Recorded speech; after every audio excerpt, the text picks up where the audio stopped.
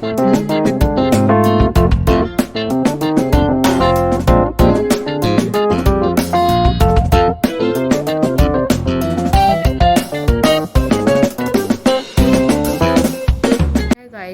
Welcome back to my channel Rishija the blogger. So आज हम पढ़ेंगे odontogenic cyst. So odontogenic cyst का definition क्या होगा? A cyst is defined as a pathological cavity containing fluid, semi-fluid or gaseous substance but not pus which may or may not be lined by the epithelium. सो इसमें क्या है कि जो cyst है, ठीक है, वो पैथोलॉजिकल कैविटी रहता है, मतलब इट्स अ पैथोलॉजिकल कैविटी जिसमें फ्लूइड रहता है, सेमी फ्लूइड रहता है या गैसेस सब्सटेंस रहता है, लेकिन पस नहीं रहता। क्यों? क्योंकि अगर इसमें पस रहेगा देन इसको सिस्ट नहीं कहलाएगा, इसको हम एप्सिस कहेंगे। ठीक है, तो सिस्ट के केस में क्या रहता है कि फ्लूइड रहता है, सेमी फ्लूइड रहता है और गैसेस सब्सटेंस रहता है। ठीक है, और वो इन्फेक्टेड नहीं होता यूजुअली। ठीक है, नाउ हम ओडोजेनिक सिस्ट को कैसे क्लासीफाई करेंगे? सबसे पहले सिस्ट ऑफ द जॉ। ठीक है, so cyst of the jaw is classified into epithelial and non epithelium cyst of the jaw. So epithelium is further classified into developmental and inflammatory epithelium cyst. ठीक है, and developmental cyst is further classified into odontogenic and non odontogenic cyst. So सबसे पहले हम epithelium cells पढ़ेंगे, sorry epithelium cyst पढ़ेंगे।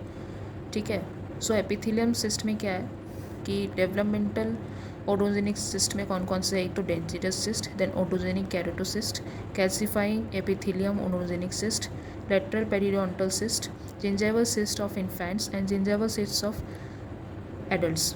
ठीक है, non odontogenic में क्या होगा? Nasopalatine cyst, globulomaxillary cyst, nasolabial cyst, mid palatal raphe cyst of infants. ठीक है, फिर उसके बाद next category of epithelium cyst of jaw में क्या होगा? इन्फ्लेमेटरी सिस्ट होगा, जिसमें रेडिकुलर सिस्ट होंगे। ठीक है, फिर उसके बाद रेसिडुअल सिस्ट होंगे, इन्फ्लेमेटरी और कोलैटरल सिस्ट होंगे एंड पैराडेंटल सिस्ट होंगे। नॉन एपिथेलियम में कौन से रहेंगे?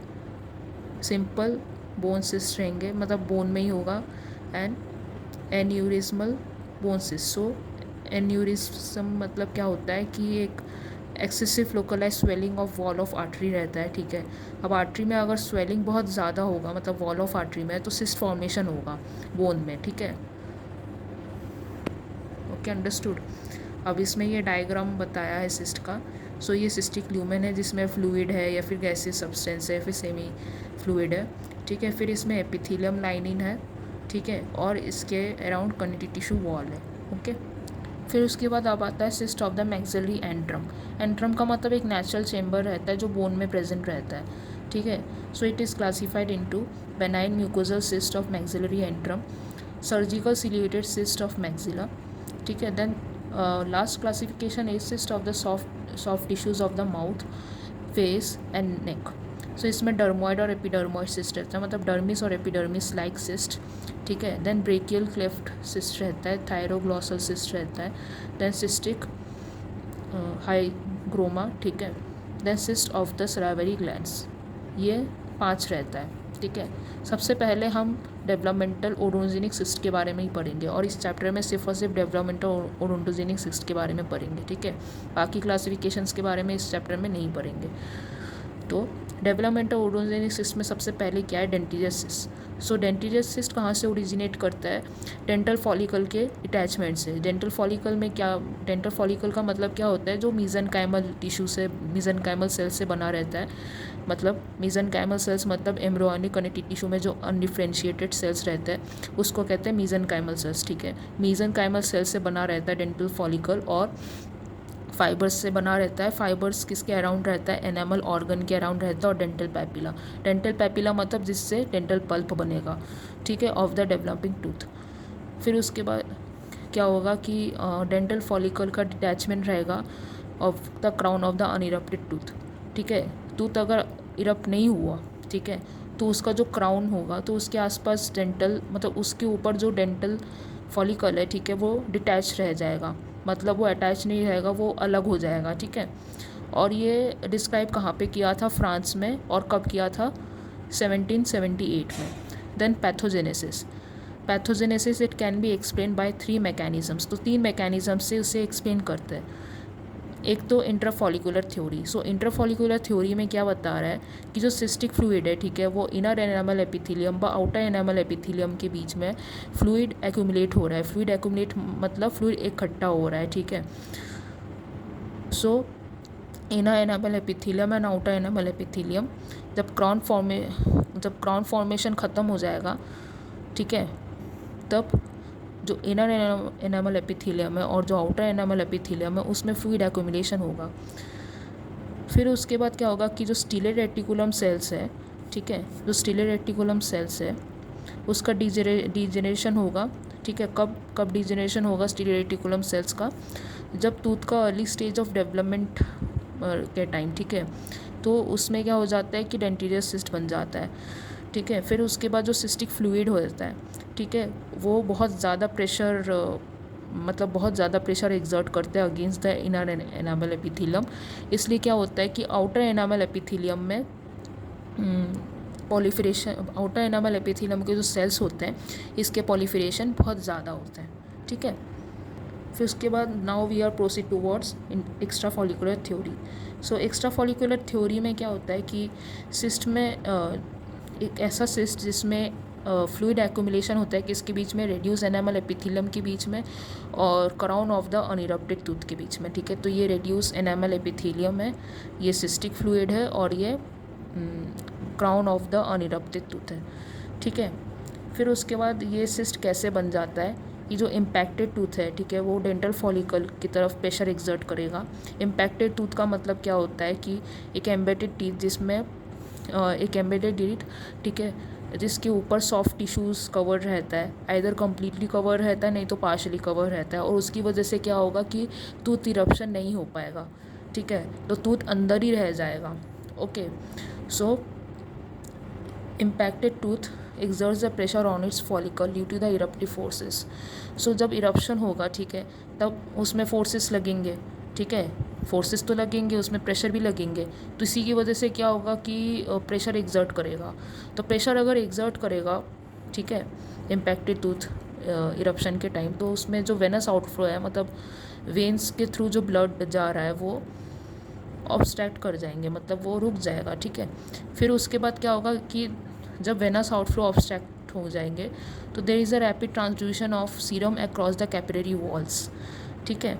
सो इसमें क्या होगा कि ट्रांसुएंट बन जाएंगे सीरम पे। ट्रांसुएशन मतलब जो it's a process in which the fluid pass into the extracellular space of the tissue.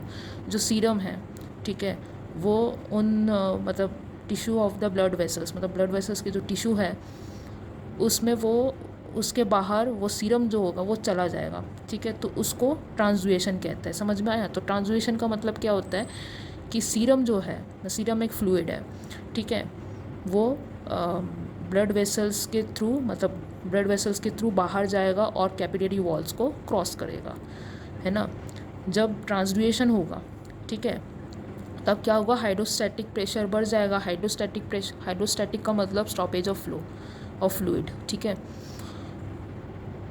तो हाइड्रोस्टैटिक प्रेशर बढ़ जाएगा, और अगर हाइड्रोस्टैटिक प्रेशर बढ़ जाएगा तो फ्लूइड इकट्ठा हो जाएगा, तो उसी की वजह से क्या हो जाएगा कि फ्लूइड पूल हो जाएगा, पूलिंग ऑफ द फ्लूइड, ठीक है।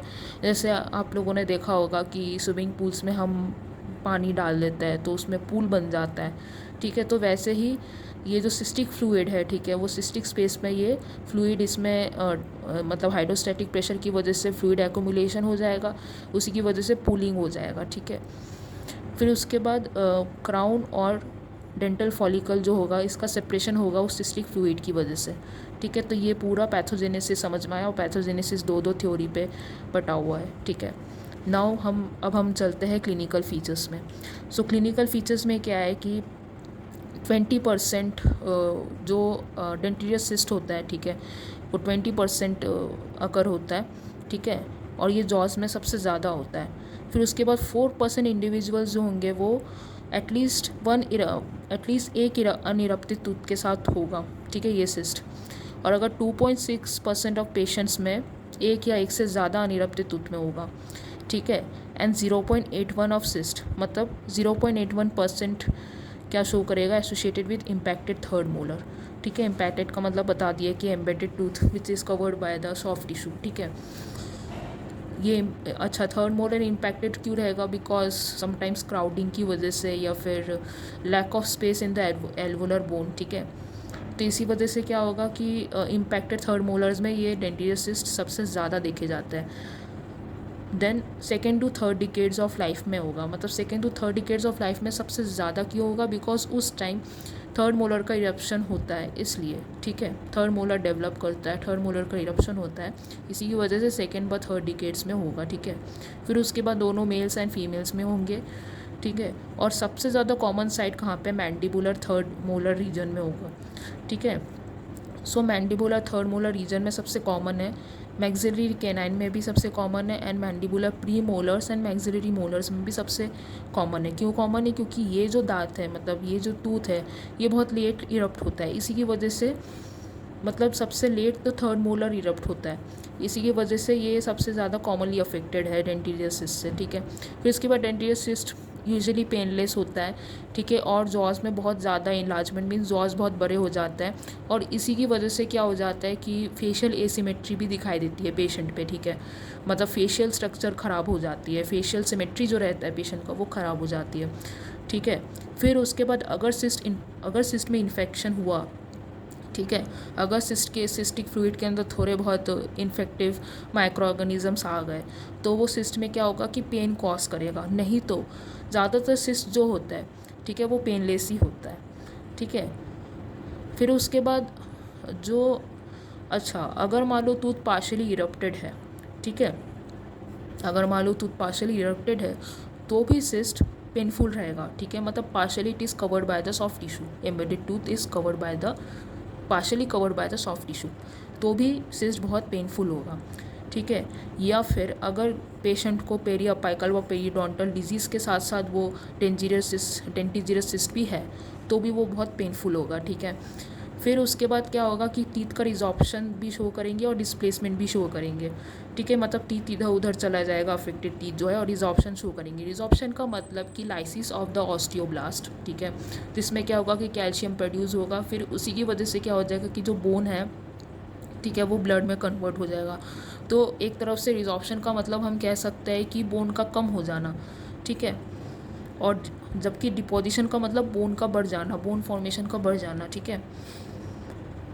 फिर उसके बाद क्या होता है कि sometimes third molar gets displaced to such extent that will be compressed against the inferior border of mandible, ठीक है।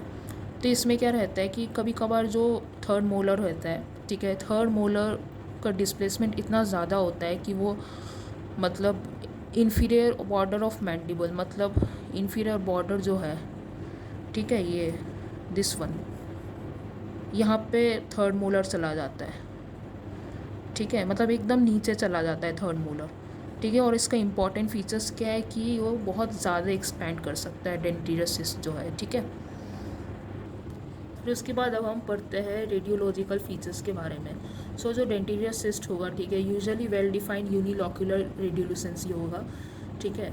वेल डिफाइंड मतलब बहुत अच्छी तरह दिखाई देगा, ठीक है। यूनिलॉक्यूलर मतलब एक ही लॉक्यूल दिखाई देंगे। रेडियोलुसेंसी का मतलब कि जब हम कोई सा एक्सरे देखेंगे, ठीक है, तो हमें अगर कहीं पे अगर ब्लैक एरिया नज़र आएगा, ठीक है, उस मतलब जिसमें बोन होना चाहिए उसमें अगर कहीं पे अगर ब्लैक नज़र आएगा तो दैट मीन्स इट इज़ रेडियोलुसेंट, ठीक है। मतलब हम एक्सरे पेपर से जब हम मतलब एक्सरे पेपर को जब हम लाइट के पास रखेंगे तो ये जो रेडियोलुसेंट रीजन है, ठीक है, जो रेडियोलुसेंसी है वो उससे लाइट पास करेगा, ठीक है। जैसे ट्रांसलूसेंट चीज़ों में लाइट पास कर जाता है वैसे, और रेडियो ओपिक में क्या होता है कि अगर हम एक्सरे मतलब रेडियोग्राफ हम लाइट के सामने रखेंगे तो लाइट पास नहीं कर पाएगा। जैसे ओपिक मटेरियल्स होता है, ठीक है, अगर हम ओपिक मटेरियल्स को लाइट के पास रखेंगे तो उसमें से लाइट पास थ्रू नहीं होगा, तो ओपिक मटेरियल्स के आर पार कुछ दिखाई नहीं देगा। वैसे ही रेडियो ओपिक लीजन के आर पार कुछ नहीं दिखाई देगा रेडियोग्राफ्स में, ठीक है, लेकिन रेडियोलुसेंट लीजन में आर पार दिखाई देंगे। इसी की वजह से it appears to be the black colour in X ray film, ठीक है। सो यूनिलॉक्यूलर रेडियोलुसेंसी शो करेगा with sclerotic border. So sclerotic का मतलब क्या होता है कि एक बोनी हार्ड मांस बन जाता है या फिर टिश्यू बन जाता है, ठीक है, मतलब बोन बहुत ज़्यादा हार्ड हो जाता है, उसके आसपास के जो बोन होता है इट बिकम्स हार्ड, ठीक है। तो स्क्लेरोटिक बॉर्डर दिखाई देता है अराउंड द अनइरप्टेड टूथ, ठीक है। सो अनइरप्टेड टूथ के चारों तरफ स्क्लेरोटिक बॉर्डर दिखाई देते हैं। फिर समटाइम्स मल्टीलॉक्यूलर रेडियोलुसेंसी दिखाई देते हैं। क्यों दिखाई देते हैं? क्योंकि बोनी वॉल के जो रिजेस है, ठीक है, रिजेस मतलब एलिवेशन, उसकी वजह से हमें मल्टीलॉक्यूलर रेडियोलुसेंसी हमें दिखाई देती है। फिर उसके बाद एसोसिएटेड टीथ में मीन्स जिस टीथ में डेंटिरियल सिस्ट है वो टीथ क्या हो जाएगा कि कहीं पर भी डिस्प्लेस्ड हो जाएगा, ठीक है, वो कहीं पर भी चला जाएगा, लिखा है ना डिस्प्लेस्ड इन एनी डायरेक्शन, तो वो कहीं पर भी चला जाएगा, ठीक है। फिर थर्ड मोलर, जैसे मान लो जो थर्ड मोलर है, ठीक है, मतलब मैंडिबुलर थर्ड मोलर डिस्प्लेस्ड हो जाएगा कहाँ पे? कोरोनॉइड प्रोसेस में, मीन्स बहुत दूर चला जाएगा, वो इतना दूर जा रहा है, ठीक है। फिर उसके बाद जो मैक्सिलरी कैनाइन है, मैक्सिलरी कैनाइन मतलब मैक्सिलरी साइनस पे भी डिस्प्लेस हो सकता है और ऊपर जा सकता है, मतलब floor of orbit, means ice के नीचे जो वो जो पार्ट होता है, ठीक है, उसको कहते हैं फ्लोर ऑफ ऑर्बिट, ठीक है। फिर उसके बाद रेडियोलॉजिकल टाइप्स भी है इसका। सो रेडियोलॉजिकल टाइप्स में 3 वैरायटीज़ में क्लासीफाइड है। एक तो central variety, lateral variety and circumferential variety. So central variety में क्या होता है कि जो क्राउन है, ठीक है, जो मतलब सिस्टिक मतलब जो सिस्ट है, ठीक है, वो पूरा क्राउन को एनवलप कर रहा है, वो सिमेट्रिकली एनवलप कर रहा है, ठीक है। और जो टूथ पे जो प्रेशर अप्लाइड कर रहा है, ठीक है, मतलब जो सिस्ट है, ठीक है, उस पर प्रेशर अप्लाई कर रहा है according to the direction of eruption, ठीक है। तो इरप्शन जैसे से हो रहा है टूथ का, मतलब जिस तरफ इरप्शन हो रहा है उस तरफ प्रेशर अप्लाई होगा, ठीक है, मतलब ऊपर की तरफ टूथ इरप्ट हो रहा है तो ऊपर की तरफ प्रेशर अप्लाई होगा, ठीक है। लेटरल वैरायटी में क्या होता है कि जो डेंटल फॉलिकल है, ठीक है, वो डायलेशन होगा, किस तरफ? एक तरफ डायलेटेड रहेगा, एसिमेट्रिकल होगा, ठीक है, एसिमेट्रिकली एनवलप होगा क्राउन में। बट ये कब होता है? जब थर्ड मोलर जो होगा, मतलब इम्पैक्टेड थर्ड मोलर, वो पार्शली इरप्टेड होंगे, ठीक है, तब ये वैरायटी हमें नज़र आती है। फिर उसके बाद सर्कमफेरेंशियल वैरायटी। नाउ सर्कमफेरेंशियल वैरायटी जो होता है, ठीक है, वो क्या करता है कि पूरे टूथ को ही वो एनवलप करता है, ठीक है, बाय सिस्टिक लाइनिंग। सो सिस्टिक लाइनिंग पूरे टूथ को ही एनवलप करेगा इसमें, ठीक है। और जो इसका डिफरेंशियल डायग्नोसिस क्या है? Envelopmental type of OKC. OKC means odontogenic keratocyst, आगे जाके हम पढ़ेंगे इसके बाद, ठीक है। So envelopmental type of OKC को वो मतलब डिसम्बल करेगा रेडियोलॉजिकली, ठीक है। उसके बाद नेक्स्ट इज हिस्टोपैथोलॉजिकल फीचर्स। सो हिस्टोपैथोलॉजिकली हमें डेंटिरियल सिस्ट कैसे दिखाई देंगे?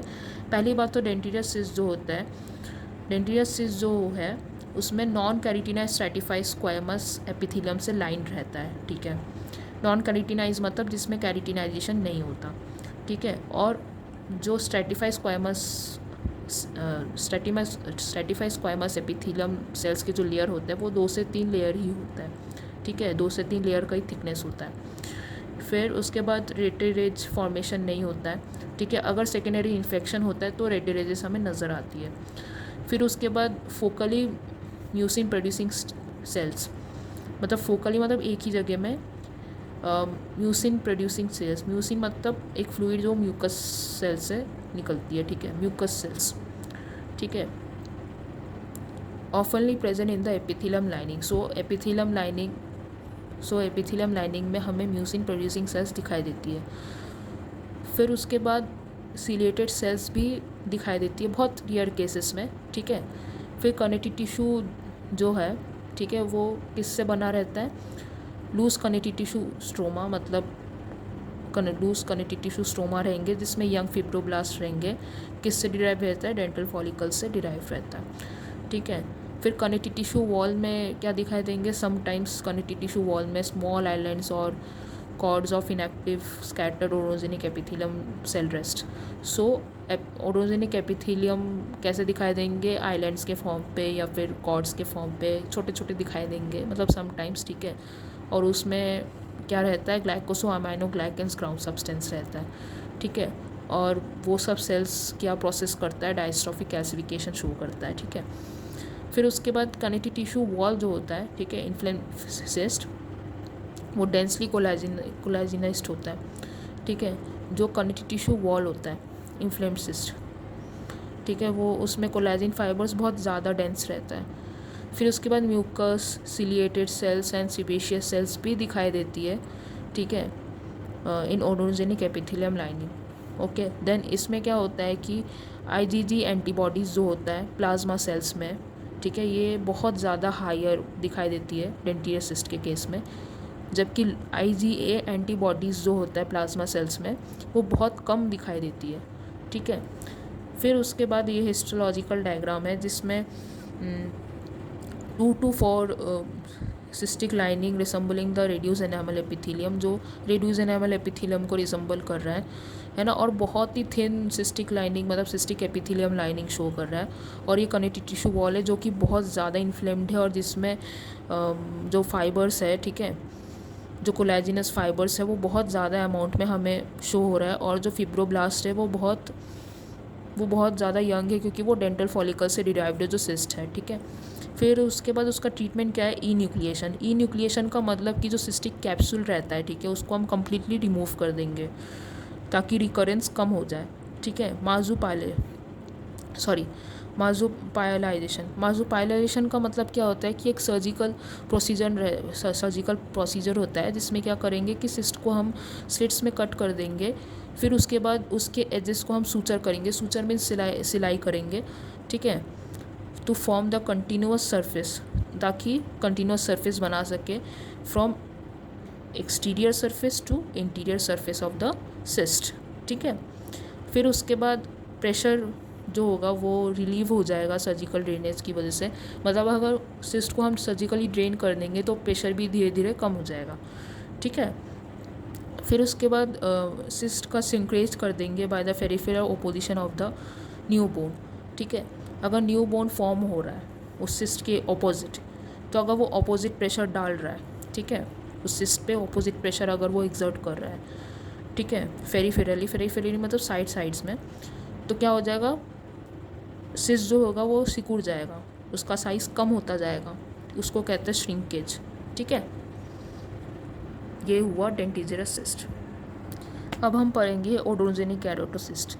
सो ओडोजेनिक कैरोटोसिस्ट क्या होता है कि सबसे ज़्यादा कॉमन सिस्ट होता है जो 3rd नंबर पे है, ठीक है।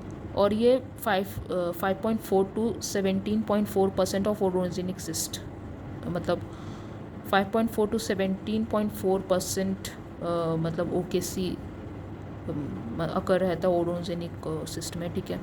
फिर उसके बाद क्या होता है कि it is a developmental cyst of epithelium origin, तो ये डेवलपमेंटल सिस्ट होता है जो कि एपिथेलियम से ओरिजिनेटेड रहता है।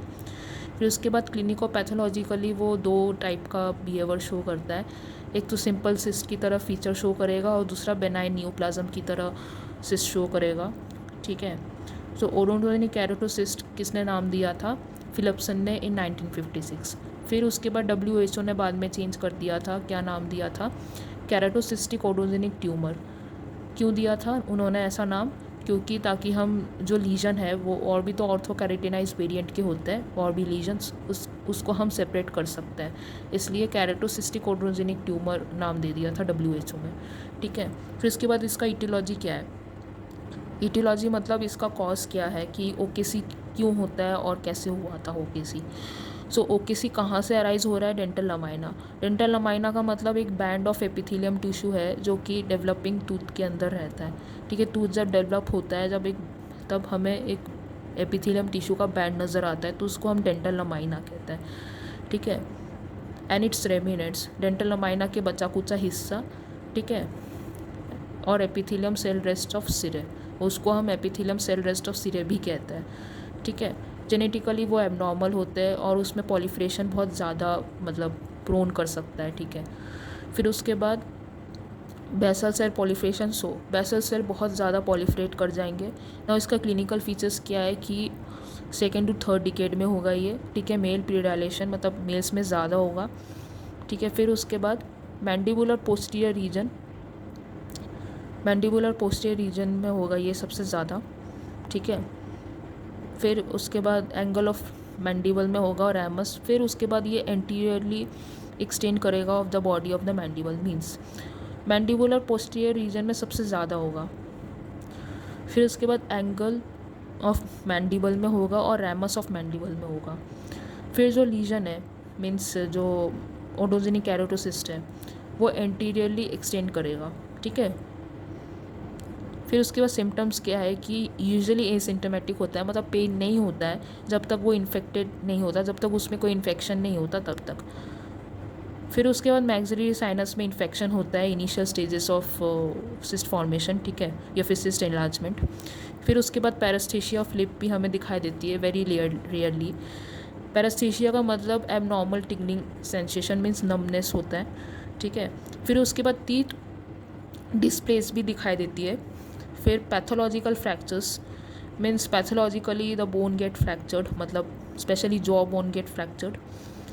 फिर उसके बाद बकल कॉर्टिकल प्लेट एक्सपेंशन भी शो करता है, ठीक है, मैक्सिलम में। फिर उसके बाद जब हम एस्पिरेट करेंगे, एस्पिरेट का मतलब कि act of withdrawing some substance, some foreign substance through the needle. So needle से अगर हम एस्पिरेट करेंगे तो हमें क्रीमी व चीज़ी मटेरियल दिखाई देगा। नाउ ये इसमें हाई रिकरेंस क्यों होता है ओकेसी में, मतलब ओकेसी में बार बार क्यों ओकेसी सफ़र करता है पेशेंट, ठीक है। So reasons for high recurrence rate are, सबसे पहले तो सैटेलाइट सिस्ट या फिर डॉटर सिस्ट रहता है, मीन्स ओडोजेनिक केराटोसिस्ट के आसपास भी छोटे छोटे सिस्ट रहते हैं, तो उसको हम सैटेलाइट सिस्ट भी कहते हैं या डॉटर सिस्ट भी कहते हैं। फिर उसके बाद फजाइल सिस्ट लाइनिंग, मतलब सिस्ट लाइनिंग बहुत ज़्यादा नाजुक रहता है और बहुत ज़्यादा पतला रहता है। फिर इंट्रेंसिक ग्रोथ फैक्टर बहुत ज़्यादा हाई रहता है, ठीक है। फिर उसके बाद scalloped margins make it more difficult for the enucleation of cyst in one piece. So एक ही बार में हम सिस्ट का इन्यूक्लिएशन नहीं कर पाएंगे। इल्यूकेशन का मतलब सिस्ट के कैप्सूल को निकाल देना, ठीक है। क्यों नहीं निकाल पाएंगे, क्योंकि मार्जिन स्कैलॉप रहता है। अब स्कैलॉप का मतलब क्या होता है कि एंडोस्टियम जो होता है, ठीक है, मतलब बोन का जो एंडोस्टियम रहता है, endosteum means innermost part of the bone covering, ठीक है। उसमें क्या रहता है कि फोकल रिजॉर्प्शन शो करता है, ठीक है। उसी की वजह से क्या होता है कि मार्जिन में फोकल रिजॉर्प्शन शो करता है, उसी की वजह से हम सिस्ट को पूरी तरीके से नहीं निकाल पाते हैं, मतलब सिस्टिक कैप्सूल को पूरी तरीके से एक ही बार में नहीं निकाल पाता है, ठीक है। फिर उसके बाद बेसल सेल्स जो होती है, ठीक है, बेसल सेल्स का पॉलिफ्रेशन बहुत ज़्यादा हमें दिखाई देती है ओकेसी में, ओके। देन रेडियोग्राफिक फीचर्स में क्या शो कर रहा है कि मल्टीलॉक्यूलर रेडियोलुसेंसी होता है surrounded by the thin sclerotic rim. So multilocular radiolucency show करता है। फिर स्क्लेरोटिक रिम से मतलब बॉर्डर रहता है। क्यों बॉर्डर रहता है स्क्लेरोटिक रिम से, क्योंकि उसमें रिएक्टिव ऑस्टियोसाइट्स रहता है, ठीक है। फिर उसके बाद जो रेडियोलुसेंसी होता है वो बहुत हेज़ी हमें दिखाई देती है। हेज़ी क्यों दिखाई देती है, क्योंकि जो कैविटीज़ जो है, मतलब बोन में जो कैविटीज़ बन रही है उसमें वो कैरेटिन भरा हुआ है ना, इसलिए, ठीक है। फिर उसके बाद अनइरप्टेड टूथ का जो डायरेक्शन है वो चेंज होता रहता है, ठीक है, that's why it is known as deflection, ठीक है। फिर उसके बाद रूट का भी रिजॉर्प्शन होता है, मतलब रूट के आसपास जो एल्वेलर बोन है वो उसमें या फिर सीमेंटम है वो भी कम हो जाता है, ठीक है। देन रेडियोलॉजिकल टाइप्स 4 टाइप्स होता है। एक तो एनवेलपमेंटल टाइप में क्या होता है कि जो इम्पैक्टेड टूथ मतलब embedded tooth which is covered by the soft tissue, ठीक है, which fails to erupt. So impacted tooth में एनवेलप बन जाती है, ठीक है। फिर रिप्लेसमेंटल टाइप मतलब जो नॉर्मल टूथ को रिप्लेस करेगा जो सिस्ट, ठीक है। फिर एक्स्ट्रावीनस टाइप मतलब जो रैमस ऑफ द मैंडिबल में सिचुएटेड रहेगा, मतलब लोकेटेड रहेगा, और ये मतलब डेंटल आर्च से दूर रहेगा, ठीक है, ये जो सिस्ट है। Usually ramus of the mandible में लोकेट करता है। फिर collateral type, collateral type is located between the roots of the adjacent tooth. So ये जो टूथ है, ठीक है ना, उसके रूट्स के मतलब उस इन दोनों टूथ का जो रूट है उसके बीच में वो सिस्ट मतलब एग्जिस्ट कर रहा है, तो उसको हम कोलैटरल टाइप कहते हैं, ठीक है। नाउ अब हम चलते हैं हिस्टोलॉजिकल फीचर्स की तरफ। सो हिस्टोलॉजिकल फीचर्स में हमें क्या दिखाई दे रही है कि जो एपिथेलियम है, ठीक है, वो दो टाइप ऑफ कैरेटिनाइजेशन शो करेंगे। एक तो पैराकैरेटिनाइज जिसमें पिक्नोटिक सेल्स नहीं रहेंगे, और ऑर्थोकैरेटिनाइज जिसमें पिक्नोटिक सेल्स रहेंगे, पिक्नोटिक न्यूक्लियाई रहेंगे, और पैराकैरेटिनाइज में पिक्नोटिक न्यूक्लियाई नहीं रहेंगे। पिक्नोटिक मतलब छोटा, बहुत छोटा, ठीक है। सो पैराकैरेटिनाइज हमें सबसे ज़्यादा अमाउंट दिखाई देता है, मतलब 85%, ठीक है। ऑर्थोकैरेटिनाइज थोड़ा कम, मतलब 10 to 15%, ठीक है। देन एपिथेलियम लाइनिंग जो होता है, मतलब सरफेस एपिथेलियम लाइनिंग जो होता है वो कोरुगेटेड रहता है। कोरुगेटेड मतलब वो पैरेलली अरेंज रहता है to give rigidity and support, ठीक है।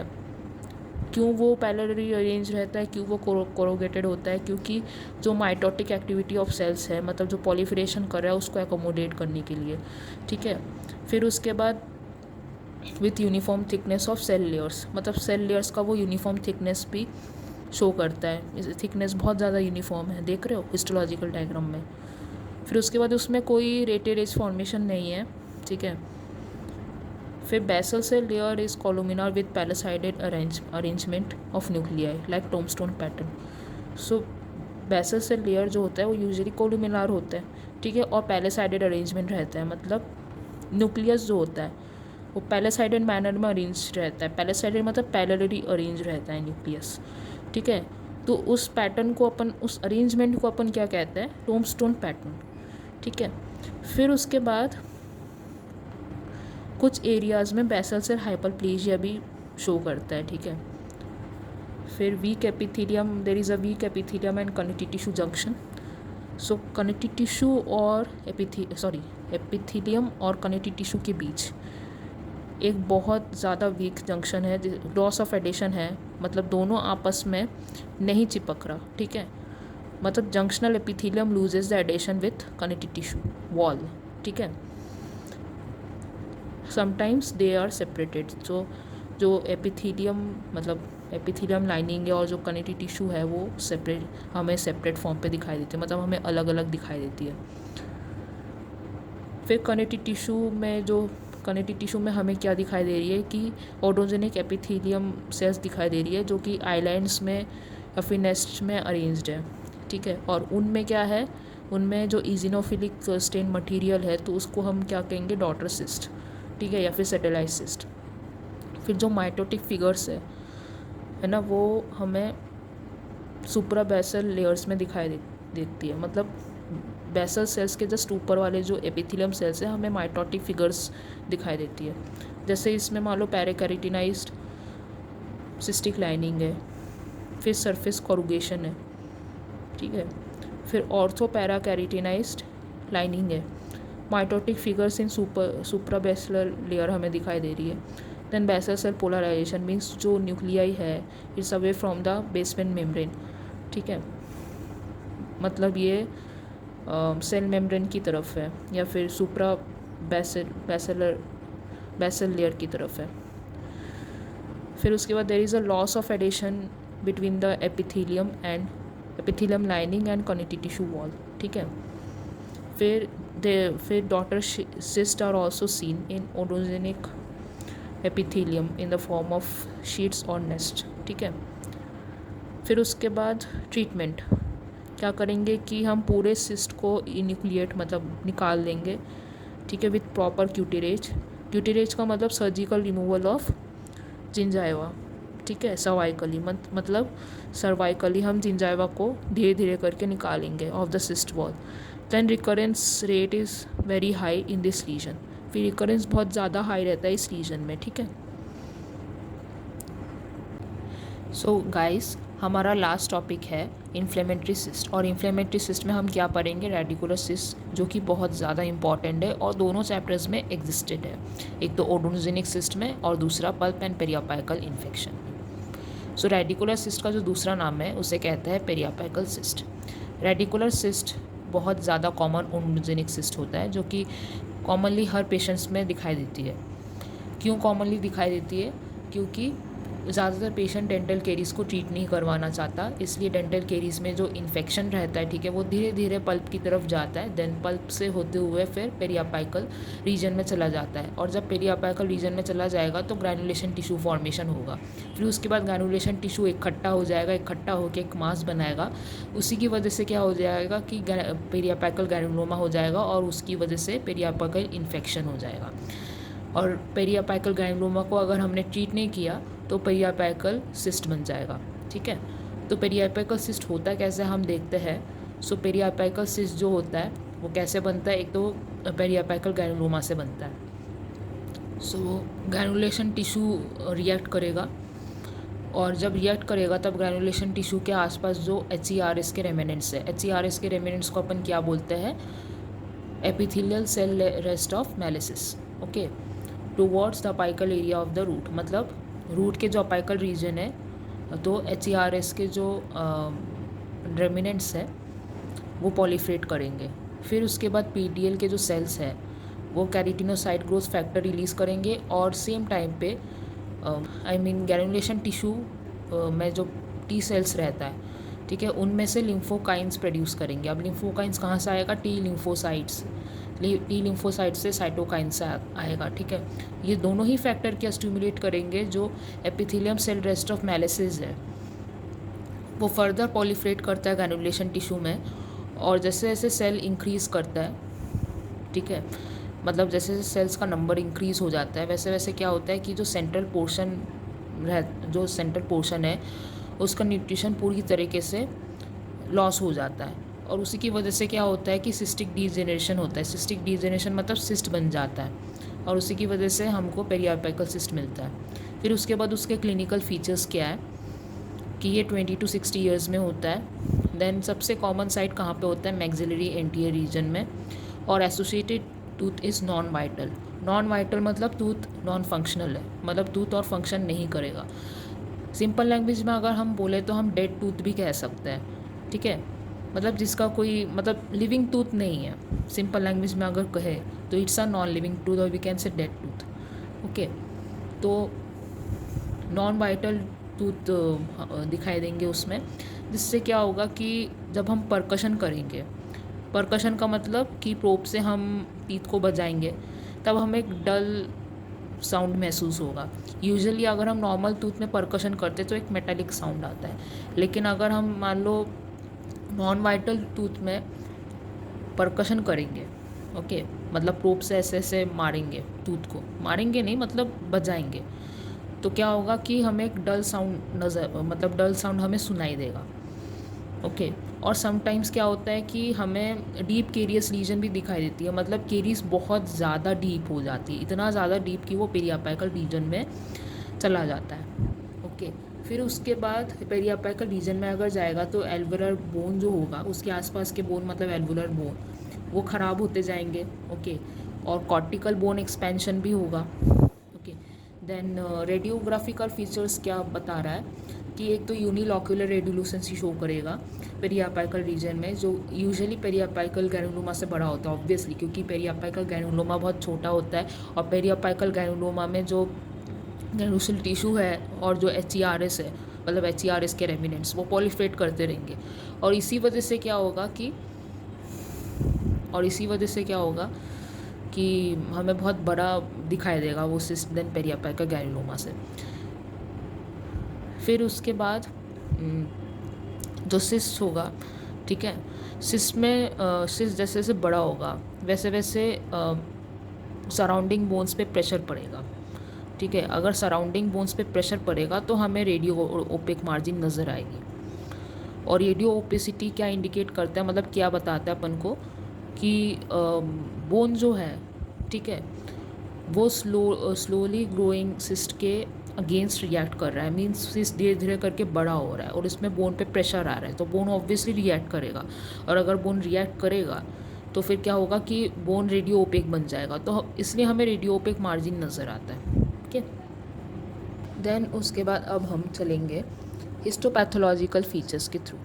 सो हिस्टोलॉजिकल फीचर्स में हमें क्या दिखाई देती है, सबसे पहले non keratinised stratified squamous epithelium दिखाई देती है। फिर उसके बाद जो एपिथेलियम लाइनिंग है उसका जो थिकनेस है वो वेरी करता है। अगर न्यूली फॉर्म सिस्ट है, ठीक है, तो क्या होगा कि लाइनिंग अनइवन होगा और हाइपरप्लेजिया शो करेगा। हाइपरप्लेजिया मतलब एनलार्जमेंट ऑफ द टिश्यू और organ and by the increasing number of cells. फिर एपिथेलियम रेटेरेजेस भी शो करेंगे बाय एरेडिकेटिंग पैटर्न। मीन्स क्या होगा इसमें कि there will be arch formation, okay, there will be arch formation in rete ridges, okay, तो it will form arch form. फिर उसके बाद हमें रस्टन बॉडीज़ भी दिखाई देंगे। So Rushton bodies are those which are calcified structure and which are eosinophilic in by staining. तो Rushton bodies हमें दिखाई देंगे जो कि अर्च पैटर्न में हमें दिखाई दे रहा है, ठीक है, और वो इजिनोफिलिक स्टेन्ड रहता है और कैल्सिफाइड मटेरियल रहता है, क्योंकि उसको कहते हैं रस्टन बॉडीज़। फिर हाइलाइन बॉडीज़ जो होंगे वो कनेक्टिव टिश्यू के अंदर दिखाई देंगे, जिसके जो कोलेजिन बंडल्स है वो हमें कॉन्सेंट्रिक रिंग व सर्कल्स के फॉर्म पे मिलेंगे। और किससे लाइंड है, line by the corrugated surface. Corrugated मतलब उबर खाबर सरफेस, ठीक है, उससे लाइन रहता है। फिर उसके बाद जो हाइलाइन बॉडीज़ है, हाइलाइन बॉडीज़ के चारों तरफ लिम्फोसाइट्स रहता है, okay. Then connective tissue wall में कोलेजिन फाइबर्स रहता है। फिर उसके बाद फिब्रोब्लास्ट भी रहता है और छोटे छोटे ब्लड वेसल्स भी रहता है। फिर उसके कैरेक्टरिस्टिक फीचर मतलब मेन फीचर क्या है कि there will be dense inflammatory cell infiltrate in just below the epithelium. Means epithelium के जस्ट नीचे हमें बहुत सारे इन्फ्लेमेटरी सेल्स दिखाई देंगे। सो इन्फ्लेमेटरी सेल्स कौन कौन से होंगे, एक तो लिम्फोसाइट होगा और दूसरा प्लाज्मा सेल्स। देन उसके बाद हमें और क्या दिखाई दे रहा है, कोलेस्ट्रोक्लेफ्ट्स भी दिखाई दे रहा है, ठीक है। और कोलेस्ट्रोक्लेफ्ट्स किसकी वजह से दिखाई दे रहे हैं, लिपिड्स, आरबीसीज और मैक्रोफेजेस के ब्रेकडाउन की वजह से हमें कोलेस्ट्रोक्लेफ्ट्स नज़र आता है। और जाइंट सेल भी उसके साथ एसोसिएटेड है, हमें जाइंट सेल भी दिखाई दे रहा है कनेक्टिव टिश्यू में, ठीक है। तो ये मैंने डायग्राम बनाई है जहाँ पे ये सबसे पहले non keratinised stratified squamous epithelium हमें दिखाई दे रही है। फिर उसके बाद रस्टन बॉडीज़ जो कि इजिनोफिलिक स्टेन्ड है, कैल्सिफाइड स्ट्रक्चर है और आर्च फॉर्म है। फिर एरेडिकेटिंग पैटर्न शो कर रहा है रेटेरेजेस, ओके, मतलब आर्क फॉर्मेशन। फिर उसके बाद क्या है कि सब epithelium infiltration of inflammatory cells. So जो इन्फ्लेमेटरी सेल्स होंगे, ठीक है ना, तो इसमें एपिथेलियम के जस्ट नीचे बहुत सारे इन्फ्लेमेटरी सेल्स नज़र आ रहा है। कौन कौन से, लिम्फोसाइट्स और प्लाज्मा सेल्स। फिर उसके बाद जाइंट सेल्स भी हमें दिखाई दे रहा है और हाइलाइन बॉडीज़ भी प्रेजेंट है जो कि उसके जो कोलेजिन फाइबर्स है वो कॉन्सेंट्रिक रिंग में अरेंज्ड है और कोरुगेटेड सरफेस, ऊपर कोरुगेटेड सरफेस रहता है। फिर हमें कोलेस्ट्रोक्लेफ्ट्स नज़र आता है। कोलेस्ट्रोक्लेफ्ट्स किसकी वजह से हो रहा है, breakdown of RBCs, breakdown of lipids and also it is associated with giant cells. So giant cells भी हमें दिखाई दे रही है कनेक्टिव टिश्यू के अंदर। और जो ब्लड वेसल्स होंगे वो एक्स्ट्रावेसेटेड आरबीसी शो करेंगे। मीन्स इसमें से जो आरबीसीज है मतलब रेड ब्लड सेल्स है वो बाहर नज़र आएगी, ठीक है, बस। फिर उसके बाद हम इसको ट्रीट कैसे करेंगे, जो लीजन है मतलब जो पेरियापेकल सिस्ट है उसको हम सर्जिकली रिमूव करेंगे। कैसे रिमूव करेंगे, इन्यूक्लिएशन करेंगे। मीन्स सिस्ट की जो कैप्सूल है उसको हम निकालेंगे पूरी तरीके से, ठीक है। बस इतना ही काफ़ी ओडोनोजेनिक सिस्ट के लिए। तो अगर आपको मेरा पढ़ाने का तरीका अच्छा लगा हो तो प्लीज़ मेरा ये चैनल को सब्सक्राइब कीजिए और शेयर कीजिए अपने बैचमेट्स के साथ और लाइक कीजिए मेरी इस वीडियो को, ठीक है। और इसका जो नोट्स है मैं इस PDF के फॉर्म पे दे दूँगी और उसका जो लिंक है वो मैं आपको डिस्क्रिप्शन में आपको मिल जाएगा, ओके। तब तक के लिए मैं चलती हूँ, bye bye, see you, good night.